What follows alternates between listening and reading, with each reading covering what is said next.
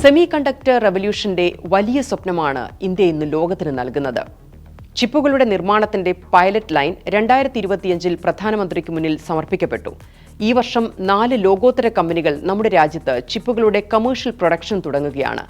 Micron, CG power, കൈനീസ് technology, പിന്നെ നമ്മുടെ Tata ഇലക്ട്രോണിക്സും. Strategically ഇതൊരു വലിയ മുന്നേറ്റമാണ്. ടെക്നോളജിയിൽ സ്വാശ്രയത്വവും സെമി കണ്ടക്ടർ സപ്ലൈ ചെയിനിൽ ലോകത്ത് നിർണായക സ്ഥാനവും ഇത് ഇന്ത്യക്ക് നേടിത്തരും.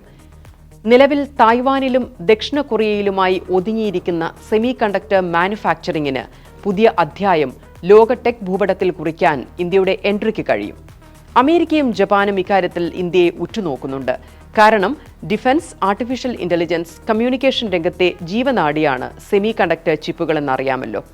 അതുകൊണ്ട് ഫ്യൂച്ചർ ടെക്നോളജിയിലെ മർമ്മത്താണ് ഇന്ത്യ വിത്തിട്ട് വെള്ളമൊഴിച്ചുകൊണ്ടിരിക്കുന്നത്. സെമി കണ്ടക്ടർ ഇൻഡസ്ട്രിയിൽ ഇൻവെസ്റ്റ്മെന്റിന് ഓൾട്ടർനേറ്റ് സ്പേസ് തേടുന്ന ലോകത്തെ വമ്പൻ കമ്പനികൾക്ക് ഇന്ത്യ വാഗ്ദത്ത ഭൂമിയാകുന്നുവെന്നർത്ഥം. ഇത് വെറുതെ അങ്ങ് സ്വപ്നം കണ്ടതല്ല. ഇന്ത്യക്ക് സെമി കണ്ടക്ടർ എക്കോസിസ്റ്റം വേണമെന്ന ലക്ഷ്യത്തോടെ 2021 സെമി കണ്ടക്ടർ മിഷൻ ഇന്ത്യ തുടങ്ങിവെച്ചതിന്റെ റിസൾട്ടാണിത്. അധികമായി ഇറക്കുമതിയിൽ ആശ്രയിച്ചിരുന്ന പരമാവധി മേഖലകളിലെല്ലാം സ്വയം പര്യാപ്തത വേണമെന്ന പുതിയ പോളിസിയുടെ ഭാഗമായിരുന്നു ഇത്. അങ്ങനെ ഫാബ് ലാബുകളും അസംബ്ലിംഗ്, ടെസ്റ്റിംഗ്, മാർക്കറ്റിംഗ്, പാക്കേജിംഗ് പ്ലാന്റുകളും നമ്മൾ ഉണ്ടാക്കുകയാണ്. ഹൈ സ്കിൽഡ് തൊഴിലുകളിൽ വലിയ സാധ്യതയാണ് ഈ വിപ്ലവം തുറന്നിട്ടത്.